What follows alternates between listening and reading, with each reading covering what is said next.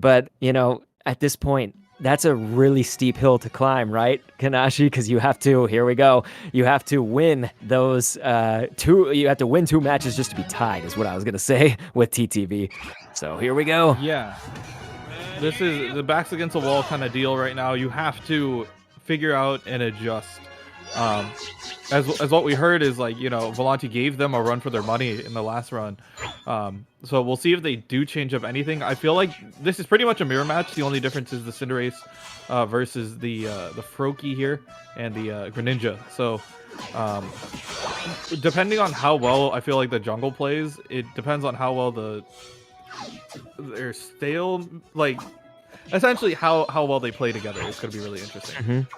Yeah. Another thing that's interesting right now, as we see, we're following Zugrug. He's holding the experience share. Yeah. So this is a very different build. I don't know what Indie Bear is holding because we don't have that as an option, but it must be something really good if he's not giving up a certain item in order to get the experience share for the rest of the team.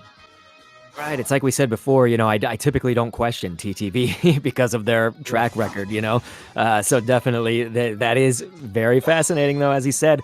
And we are opting, of course, for the Lucario right there instead of the Machamp. We didn't see game 2, so not actually positive if that was a change that was made last time as well. Going for the Bees, obviously, at that 850 right now. Definitely a major skirmish for those, definitely testing each other for those on the top lane right here. Going to throw a Meteor Mash to just kind of get Lutano off its tail there. That was Dravix, I believe, on Volanti, the orange Lucario, of course. And yeah, we're continuing on with the farm, just trying to get whatever we can up and running. So good zoning, good damage. But yeah, I'm very interested in what Zugrug's holding this game. Right. Because standard build is you're on Buddy Barrier, you're on Score Shield and Focus Band, so you could just live for a long time. So which item did he give up? It's probably the Score Shield, I would assume. But another thing that a lot of people forget is that experience share also gives movement speed. So being able to have even a faster, slightly faster Snorlax might even be able to help them in terms of positioning up their barrier when they get it. And also just figuring out allowing for chase and also to get into position for heavy slams. Right, as far as the experience goes, too, just when we think about the buff from That's What XP Share is, that is still when you see Zugrug and Indie Bear hanging around each other so often. That's at least one facet of that, is when one of them changes. If the other one's got it, then at least they are kind of getting that kind of crowd, we could call it crowd XP, in that area around XP Share, whoever's holding that. This is sort of interesting to see right now where we're at, though, with this game, because when you look at the score, it's nothing dramatic, as I like to say, but wow, nice pick off of Greninja right here. And so that's actually going to be breaking that top goal, so very nice for Volanti. This is what they need, is to kind of just put this pressure on, and as fast as possible. They want to make that gap for score as wide as possible. Every single advantage we can get, we're going to take it.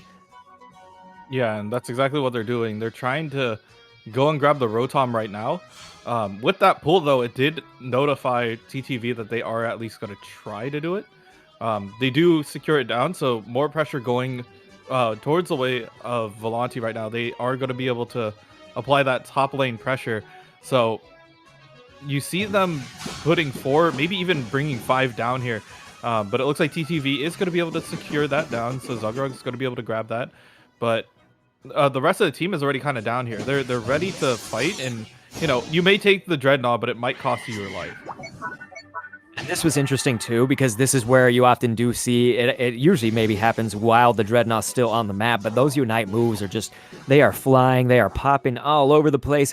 The Fairy Frolic kind of, to initiate that, actually brought down a lot of orange. I don't mean brought them down fully, I just mean took their HP down to a level where they could be picked off, and luckily they were able to heal up some of that and everything, but now, as I was going to say, it looks like TTV kind of resumed their onslaught, so they were able to correct, push everybody back, score in those points as they needed, and now have taken over the lead. Yeah, they were able to secure whatever they can, and just take away the map space. And, Volanti did that already in top lane, so they may look to even apply more pressure here, as you see the Lucario already chasing Lutano down. But a lot of the team is just kiting, getting ready for this. Indie Bear already in their mouth. But yeah, it's just going to be really interesting to see where does Volanti find their farm, and if they do find any trades moving forward. I think you do have to appreciate, even though he's now being taken out, Indie Bear kind of showing us a lot of the times to be the murder goss, as I would codename it, but it's, this Eldegoss that can be an offensive force. It's not just relegated, I should say, to healing, but you might be able to make some of these clutch plays as Indie Bear has, and he's been distracting players where needing to be, really pulling out exactly what you would want from an Eldegoss and above and beyond, Yeah, they're looking to isolate one player and then try to take them out as quickly as they can. That's something that Volanti is doing really well, is just target focusing and figuring out exactly who they need to get down. But looks like Toon is actually going to be able to grab 2 already in the backline. May have overextended a bit. The Blazing Bicycle kick already dealing some damage as well. Trying to look for more, but the Fairy Frolic going to be able to save Goof and trying to keep him alive. Got the speed, using the cone from the Hyper Voice to just either back out or or just maybe deal some chip damage. But 5 seconds on Hyper Voice is just backing up, just backpedaling. If you're gonna walk into it, you gotta take out the Sylveon as well, and that's exactly what Volanti's gonna do. But at the cost, Toon is gonna be trying to dunk this 50 in on top goal. That's gonna give him the option to go into Rotom as well. That's going to be some devastation. It was nice plays, though, overall by Keep Running, which is the name of the Cinderace there for Volanti on the Orange Squad. They are going to burst that Dreadnought really fast. It was just interesting how a Blazing Bicycle kick, and we should note, of course, Toon getting control of this Rotom. Didn't need any help, of course, just as Greninja, you can kind of pick away at that pretty well. But like we said, a Blazing Bicycle, that can come in and just sway. Once you think you have a Cinderace down, it can completely turn the tables. Yeah, it's not only just the damage that Blazing Bicycle kick does, but if the Cinderace is also holding Buddy Barrier, you can also save yourself from potentially dying in the middle of a fight. So much damage coming out, and now, TTV applying a little bit more pressure. But Volanti still keeping that front goal open, like allowing for them to potentially score in that late game, and that's something that we've seen them do before. Oh, and he finds Indie Bear and cancels out the TP, but I don't know if he's going to do it again or if they're going to try to collapse on it. But right now, we're just kind of waiting until the Zapdos. Once that spawns up, hopefully we'll have a little bit more action. Lack of a better word, we could just call this the weird part of the match. It's always because you obviously want to just adapt to what's going on, but most of the time what we've seen in this tournament with this high level play, pretty much everybody's had their rights to farming, and they generally accumulate those points. Get ready for that Zapdos. You want to have your everything together, maybe have all hands on deck when you're going up against TTV, but we'll see how Orange decides to handle this as we hear that is the final stretch, ladies and gentlemen. So yeah, this is going to be really interesting. We see Lutano trying to score up on top, but the Sylveon's already there. It's just a matter of how do they want to start this. So Dr. Ampa has to wait for another heavy slam, but Zogrug's going to start it off, get the barrier, trying to push him into the wall. Is going to sleep to try to create a little bit of space here. And heavy slam is going to cost Zogrug his life, so that's already one down. They're looking for even more. Huge heavy slam coming out for Dr. Ampa, trying to look for Lutano here. The Eldegoss already going to pop as well, trying to keep the rest of the team alive.